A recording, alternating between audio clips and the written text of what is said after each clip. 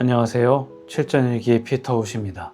일할 수 있는 시간이 지나고 은퇴를 하게 되면 아무도 나를 찾지 않는 사회적 고립감이 큰 문제로 다가온다고 합니다. 비록 경제적으로 안정이 되어 있다고 하더라도 말이죠. 그 이유는 직업은 돈 벌기 위한 수단이었고 나의 일이 없기 때문인 것 같습니다. 내 존재의 의미는 무엇으로 정의될까요? 나는 무엇을 할 때 즐거워하는가? 나는 나의 어떤 활동에서 의미를 찾는가? 내가 정말로 원하는 것은 무엇인가? 누구나 언젠가는 하게 되는 고민이 담겨 있는 저의 7년 전 일기를 공유합니다.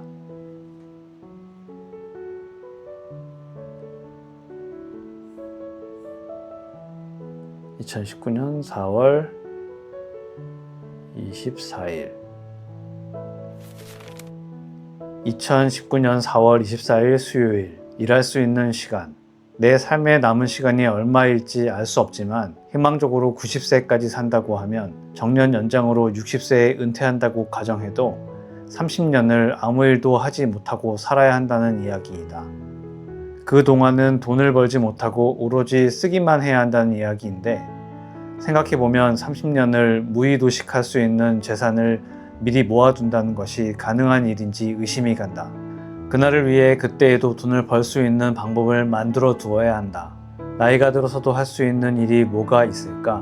몸은 나이가 들어서 움직이기 힘들 테니 창작하는 일, 그런 일일 것 같다. 머리로 하는 일, 무에서 유를 창조하는 일. 이런 생각을 하면 지금 하루하루 안달하는 삶은 너무 웃긴 이야기이다. 오늘은 매우 중요하지만 사실 지나고 나면 나와 관련된 이야기 말고는 전부 쓸데없는 일이다. 나를 남을 위해서 허비하지 말아야겠다. 7년 전 저는 은퇴가 얼마 남지 않았다고 생각을 했었네요. 그런데 7년이 지난 지금도 저는 똑같은 회사에서 똑같은 일을 아직 하고 있습니다.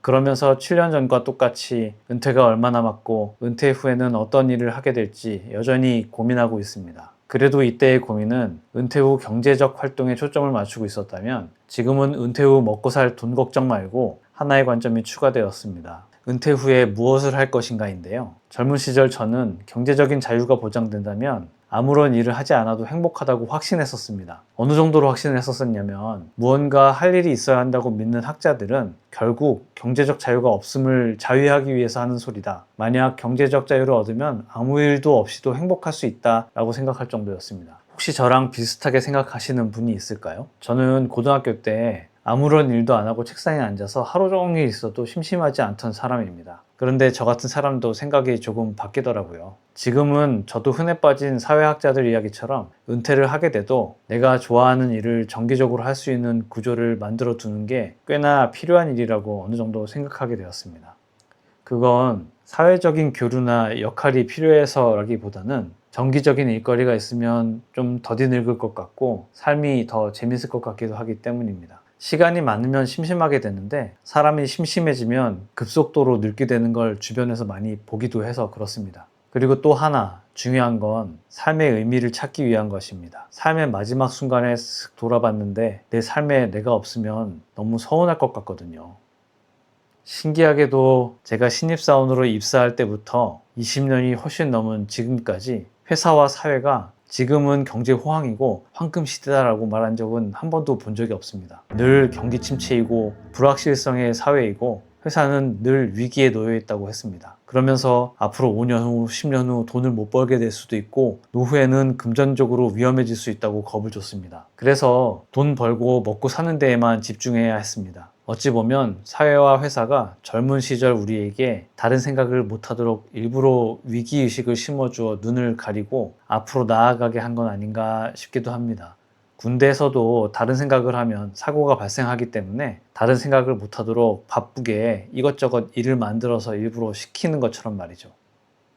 그런데 이제 나이가 들어 유용할 시간이 많아지면서 차분히 생각해 볼 시간을 갖다 보니 찬란하게 빛나던 젊음은 이미 온데간데 없어지고 이러다 곧 늙어 죽겠구나 하는 생각이 들면서 슬며시 아쉬운 마음이 드는 거죠. 또 한국에서 태어나서 살다 보면 규격화된 삶을 강제로 살게 되는 경향이 있습니다. 한마디로 성공하기 위해서 무모한 도전을 하기보다는 실패하지 않기 위한 안전한 선택을 하는 건데요. 게임의 하드코어 모드처럼 한 번 실수하면 돌이킬 수 없는 원코인 사회이기 때문인 것 같습니다. 고개를 들고 딴 생각을 하는 순간 대열에서 낙오되기 때문에 남들과 같이 무리 속에 속해서 생각 없이 따라가게 되는 겁니다. 그러다 보면 내가 뭘 좋아하는지, 내 인생을 어떻게 살고 싶은지 같은 생각은 사치이고, 이런 고민은 해볼 생각도 못하지 않나 싶습니다. 그런데 내 삶은 남을 위한 건 아니잖아요. 나중에 나이가 들고 시간이 남아서 인생을 뒤돌아보면 너무 허탈해지는 거죠. 그래서 지금이라도 정신 차리고 환경이나 상황에 휘둘리지 말고 내 삶의 중심을 찾아보자고 얘기하는 겁니다.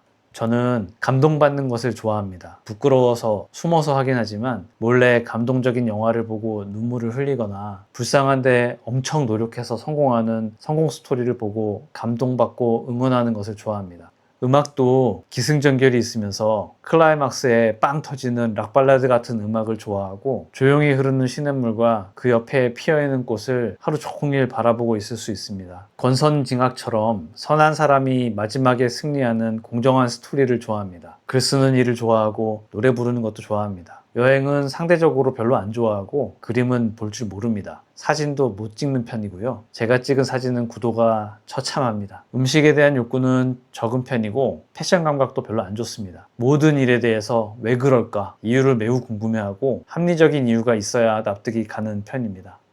여러분은 제가 한 것처럼 본인이 어떤 사람인지 여러분 스스로 정리해 본 적 있으세요? 한번 글로 써서 정리를 해보세요. 그리고 남의 이야기처럼 이런 사람이 있구나 하고 읽어보세요. 글로 정리되어 있는 나라는 사람은 어떤 사람처럼 보이나요? 저는 제 취향을 적어두고 읽어보다 보니 내가 어떤 사람이고 어떤 걸 좋아하는지 어떤 걸 싫어하는지 선명해지는 것 같습니다. 저는 왜, 어떻게를 중요시하는 궁금이이고 남들과 함께하는 것보다는 혼자서 쪼물딱 뭔가 하는 것을 좋아합니다. 그래서 주로 집에서 조그마한 문제가 생길 때마다 이건 왜 제대로 동작하지 않지? 어떻게 하면 고칠 수 있을지? 궁리하는 것에 취향이 있었습니다. 그러다 보니 잔고장술이나 생활반경 안에서 필요한 일들을 직접 하는 것에 취미를 들여서 작게는 전등램프 교체하기부터 잡다한 집안 수리를 전부 유튜브를 찾아보며 내 손으로 하고 있습니다. 이렇게 하면 돈도 아껴지고 바로바로 뭔가 할 수 있어서 장점이 있습니다. 사람을 안 불러도 되고요. 또 서정적인 문학활동 영역으로는 지금 하고 있는 유튜브 채널이 있는데요. 글을 쓰고 이야기하는 것을 평생 원했는데 남의 손을 빌리지 않고도 스스로 창작하고 게시할 수 있는 시대가 왔다는 게 얼마나 즐겁고 행복한지 모릅니다. 몇 년 전부터 저는 아내 뿌리 염색을 해주고 있고 아내는 제 머리 이발을 해주고 있습니다. 새치 뿌리 염색은 한 달만 지나면 다시 자라기 때문에 매번 미용실을 예약하고 가기에는 귀찮기도 하고 돈도 많이 들어서 아내가 저에게 염색을 해달라고 요청을 했고 그냥 집에서 제가 해주다 보니 별로 어렵지도 않고 예약할 필요도 없어서 아주 가성비 좋은 소일거리로 생각하고 있습니다. 제 머리를 아내가 잘라주는 건 처음에는 살짝 겁이 나기도 했었는데 어차피 머리라는 게 한 달 지나면 다시 자라나는 거라 에라 모르겠다 하고 맡겨봤는데 생각보다 너무 잘 잘라줘서 틈날 때마다 아무 때나 잘라달라고 하고 있습니다. 아내는 이렇게 된 거 미용 기술을 배워서 나중에 재능 봉사를 해도 좋겠다고도 이야기합니다. 저도 집수리부터 이것저것 손수했던 일들을 영상으로 찍거나 해결 방법을 정리해서 은퇴 후에 주변에 작은 보수를 받고 대행해주는 일을 하면 어떨까 생각도 해봅니다.